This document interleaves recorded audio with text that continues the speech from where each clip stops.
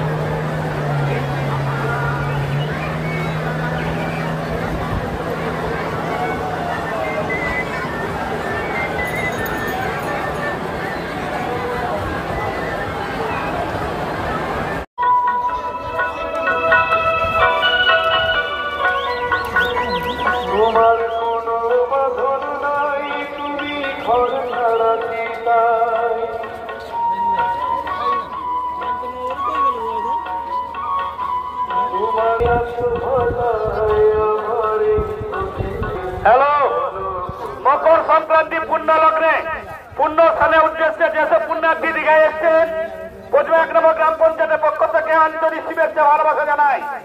প্রতি বছর এবছর আমরা অনুসন্ধান শিবির এবং জলদান শিবির করেছি, সঙ্গে থাকছে স্বাস্থ্য পরীক্ষা শিবির। তাই পুণ্যার্থীর উদ্দেশ্যে বলছি, আপনারা কোনো সমস্যার সম্মুখীন হলে আমাদের অনুসন্ধান শিবিরে চলে আসেন, আমরা আপনাদের সাহায্যে হাত বাড়িয়ে দিব। পশ্চিমবঙ্গের মাননীয় মুখ্যমন্ত্রী